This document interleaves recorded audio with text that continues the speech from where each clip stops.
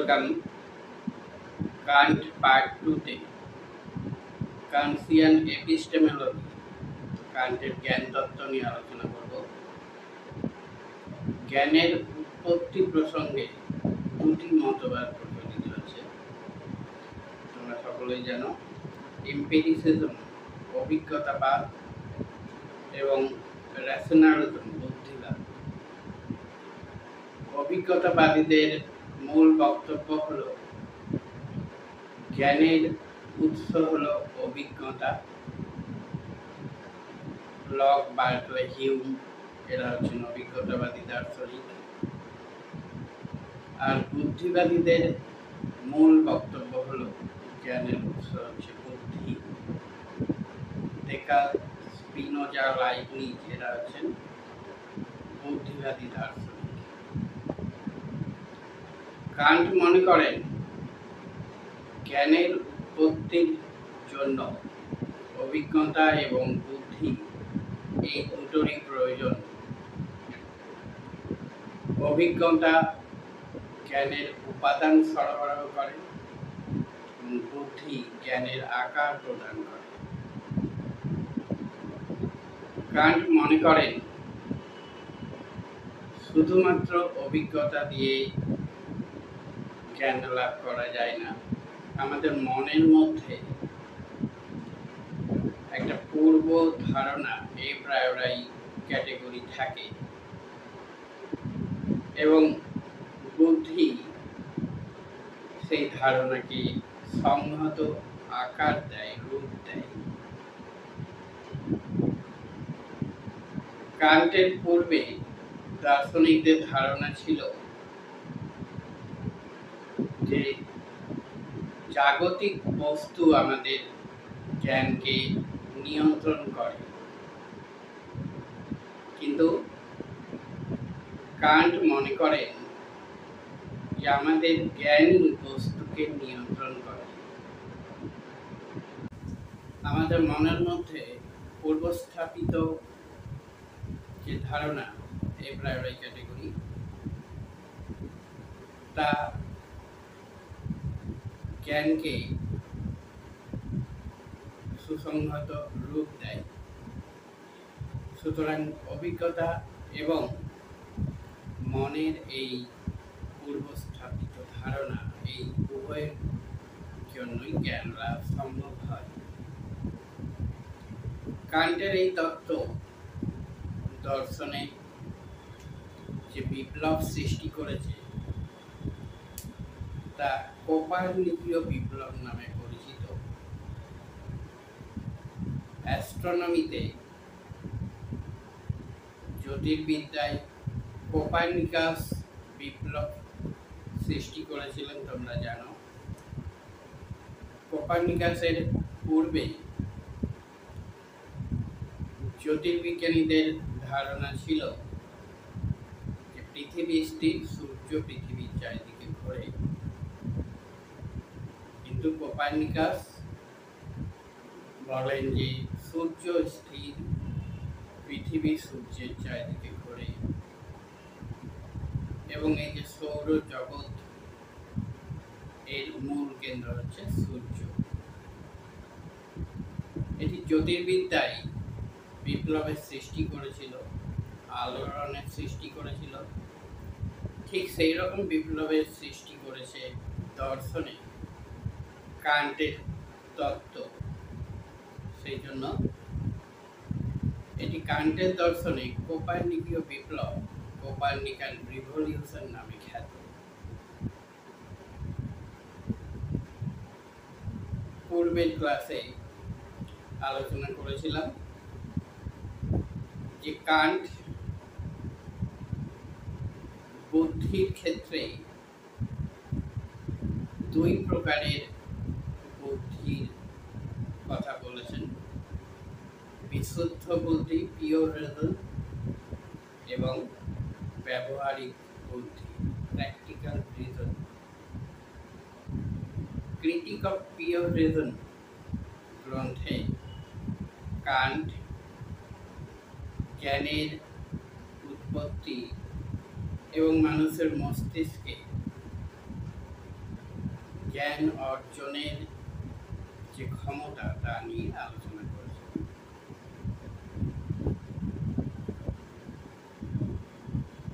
আমরা বিভিন্ন প্রকারের বিচার জানি দর্শনে, জাজমেন্ট। কান্ট একটি নতুন জাজমেন্টের বিচারের প্রবর্তন করেন, সেটি নিয়ে এখন আলোচনা করব। সিনথেটিক এ প্রায়োরি জাজমেন্ট, অভিজ্ঞতা পূর্ব বিচার। অভিজ্ঞতা পূর্ব বচন এ প্রায়োরি প্রপোজিশন কি সেটা আমাদের জানতে হবে। পূর্বত সিদ্ধ বচন এ প্রায়োরি প্রপোজিশন কাকে বলে? অভিজ্ঞতার পূর্ব থেকেই যে বচনের সত্যতা স্বীকার করে নেওয়া হয়, অর্থাৎ অভিজ্ঞতা লাভের আগে থেকেই যে বচনের সত্যতা আছে বলে ধরে নেওয়া হয় তাকে বলা হচ্ছে অভিজ্ঞতা পূর্ব বচন, এবং এই বিচারটিকে বলা হচ্ছে অভিজ্ঞতা পূর্ব বিচার, এ প্রায়োরি জাজমেন্ট। অভিজ্ঞতার পূর্ব থেকেই, যেমন নীতিবিদ্যায় কিছু কিছু ধারণাকে, কিছু কিছু বাক্যকে আমরা পূর্ব থেকেই সত্য বলে ধরে নিই। যেমন দুটি ঘটনা একই সাথে সত্য এবং মিথ্যা দুই হতে পারে না, হয় সত্য হবে কিংবা মিথ্যা হবে, কিন্তু একসাথেই সত্য এবং মিথ্যা দুই হতে পারে না। একই বস্তু একই সময়ে দুটি ভিন্ন জায়গায় থাকতে পারে না। তোমরা এখন শিক্ষা প্রতিষ্ঠানেও আছো, আবার বাড়িতেও আছো, এটা সম্ভব নয়। হয় বাড়িতে আছো কিংবা শিক্ষা প্রতিষ্ঠানে আছো। তাহলে এগুলোকে সত্য বলে ধরে নিতে হয়, না হলে নীতিবিদ্যা অসম্ভব হয়ে পড়ে। গণিতের ক্ষেত্রে 2 আর 2 যোগ করলে 4 হয়। এটিকে সত্য বলে ধরে নিতে হবে পূর্ব থেকেই, পূর্ব সত্য, না হলে গণিত অসম্ভব হয়ে পড়বে। 2 আর 2 যদি আমরা 7 করি, পুরো গণিত পাল্টাতে হবে। তাহলে এই ধরনের বচনগুলো হচ্ছে অভিজ্ঞতা পূর্ব বচন, এই প্রায়োরি প্রপোজিশন। এর ঠিক উল্টোটা, বিপরীতটা হচ্ছে এ পোস্টেরিয়রি প্রপোজিশন, অভিজ্ঞতা সাপেক্ষ বা অভিজ্ঞতা পরবর্তী বচন। এক্ষেত্রে অভিজ্ঞতার মাধ্যমে যে সমস্ত জ্ঞান আমরা সংগ্রহ করি, জ্ঞান লাভ করি, সেগুলিকে যখন বচনে প্রকাশ করি, সেই বচনগুলিকে বলা হচ্ছে অভিজ্ঞতা সাপেক্ষ বচন, এ পোস্টেরিয়রি প্রপোজিশন। যেমন বরফ দেখতে সাদা। আমরা কোনো এক সময় অভিজ্ঞতা লাভ করেছি যে বরফ দেখতে সাদা হয়। আমরা আগে দেখেছি যে বরফ সাদা হয়, সুতরাং এটি একটি অভিজ্ঞতা সাপেক্ষ বচন। একই রকমভাবে বরফ দেখতে ঠান্ডা, দেখতে ঠান্ডা মানে এক্ষেত্রে বরফে হাত দিলে আমাদের ঠান্ডা বোধ হয়, শীতলতা বোধ জন্মায়। তাহলে এগুলো হচ্ছে অভিজ্ঞতা সাপেক্ষ বচন, এই পোস্টেরিয়রি প্রপোজিশন। এখন আমাদের জানতে হবে অ্যানালিটিক প্রপোজিশন, বিশ্লেষক বচন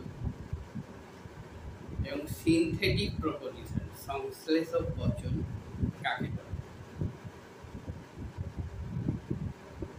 বিশ্লেষক বচন অ্যানালিটিক প্রপোজিশন কাকে বলে? যে বচনের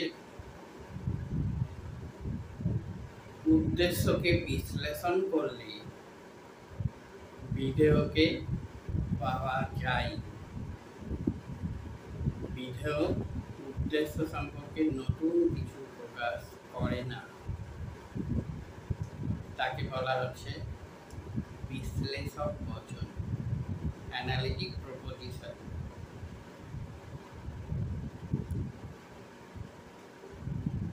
টটোলজিক্যাল স্টেটমেন্ট স্বতঃসিদ্ধ বচন, তাদাত্ম্যক বচন যেমন অর্থাৎ আইডেন্টিক্যাল স্টেটমেন্ট যেগুলো এ ইজ এ, ক হলো ক, তাহলে এখানে উদ্দেশ্য এ, বিধেয় এ সম্পর্কে নতুন কিছু প্রকাশ করছে না। বিধেয় এ কে বিশ্লেষণ করলেই উদ্দেশ্য এ কে পাওয়া যাচ্ছে, আইডেন্টিক্যাল স্টেটমেন্ট। সন্ধ্যা তারা হলো সুখতারা, যা সন্ধ্যা তারা তাই সুখতারা, অর্থাৎ বিধেয় সুখতারাকে বিশ্লেষণ করলেই উদ্দেশ্য সন্ধ্যা তারাকে পাওয়া যায়। বিধেয় উদ্দেশ্য সম্পর্কে নতুন কিছু প্রকাশ করে না। সিনথেটিক প্রপোজিশন সংশ্লেষক বচন এর উল্টোটা। সেক্ষেত্রে আমরা সংজ্ঞাটা এরকম ভাবে দিতে পারি, যে বচনের উদ্দেশ্যকে বিশ্লেষণ করলে বিধেয়কে পাওয়া যায় না। বিধেয় উদ্দেশ্য সম্পর্কে নতুন কিছু প্রকাশ করে, তাকে বলা হচ্ছে সংশ্লেষক বচন সিনথেটিক প্রপোজিশন।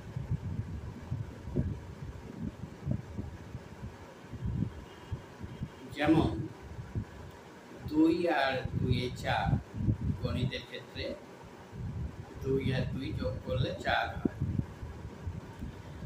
তাহলে এখানে উদ্দেশ্য 2 এর মধ্যে কোথাও বিধেয় 4 এর ধারণা নেই। বিধেয় 4 কে বিশ্লেষণ করলে নতুন তথ্য প্রকাশ করে, উদ্দেশ্য সম্পর্কে নতুন তথ্য পাওয়া যায়। সেটি কি? যে 2 আর 2 যোগ করলে 4 হয়। রামবাবু হলেন শ্যামের পিতা, তাহলে এখানে বিধেয় শ্যামের পিতা, উদ্দেশ্য রামবাবু সম্পর্কে নতুন কিছু প্রকাশ করছে, অর্থাৎ উদ্দেশ্যকে বিশ্লেষণ করলেই বিধেয়কে পাওয়া যাচ্ছে না। বিধেয়কে বিশ্লেষণ করলে উদ্দেশ্য সম্পর্কে নতুন তথ্য পাওয়া যাচ্ছে, এবং এক্ষেত্রে সেটা কি? যে রামবাবু হলেন শ্যামের পিতা। তাহলে এই বচনগুলিকে বলা হচ্ছে সংশ্লেষক বচন।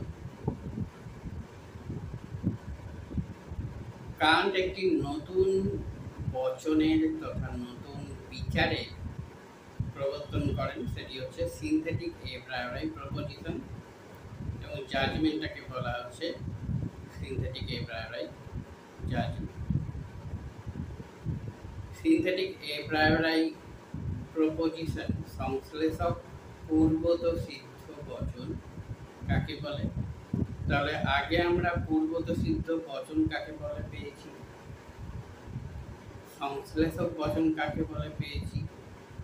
এই দুটোকে যদি আমরা একত্রিত করি তাহলে পূর্বত সিদ্ধ সংশ্লেষক বচন পাব। তাহলে সেক্ষেত্রে আমাদের সংজ্ঞাটা এরকম ভাবে দিতে হবে, যে বচনের উদ্দেশ্যকে বিশ্লেষণ করলে বিধেয়কে পাওয়া যায় না। বিধেয় উদ্দেশ্য সম্পর্কে নতুন কিছু প্রকাশ করে এবং যে বচনের সত্যতা অভিজ্ঞতার পূর্ব থেকে স্বীকার করে নেওয়া হয় তাকে বলা হয় সিনথেটিক এ প্রায়োরি প্রপোজিশন, সংশ্লেষক পূর্বত সিদ্ধ বচন। এবং বিচারটিকে বলা হয় সংশ্লেষক পূর্বত সিদ্ধ বিচার, সিনথেটিক এ প্রায়োরি জাজমেন্ট। উদাহরণ একই হবে। গণিতের ক্ষেত্রে 2 আর 2 যোগ করলে 4 হয়। এটি যেমন পূর্বত সিদ্ধ তেমন সংশ্লেষক। একটু আগেই বললাম সংশ্লেষক এই জন্য যে বিধেয়কে বিশ্লেষণ করলে উদ্দেশ্য সম্পর্কে নতুন কিছু তথ্য পাওয়া যাচ্ছে। কি? যে 2 আর 2 যোগ করলে 4 হয়। উদ্দেশ্য 2 আর 2 এর মধ্যে কোথাও বিধেয় 4 এর ধারণা নেই। বিধেয় 4 নতুন কিছু তথ্য প্রকাশ করছে উদ্দেশ্য সম্পর্কে, সেটা হচ্ছে 2 আর 2 যোগ করলে 4 হয়।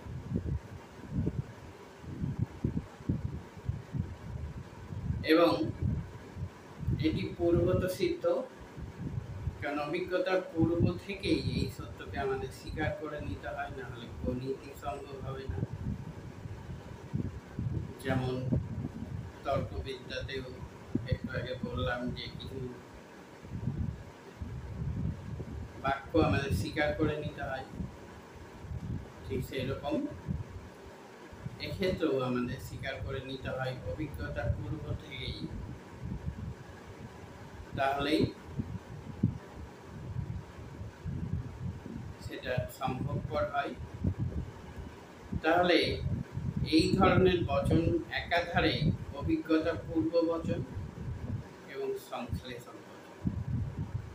এই নতুন ধরনের বচনকে কান্ট নাম দিয়েছেন সিনথেটিক এ প্রায়োরি প্রপোজিশন, সংশ্লেষক পূর্বত সিদ্ধ বচন।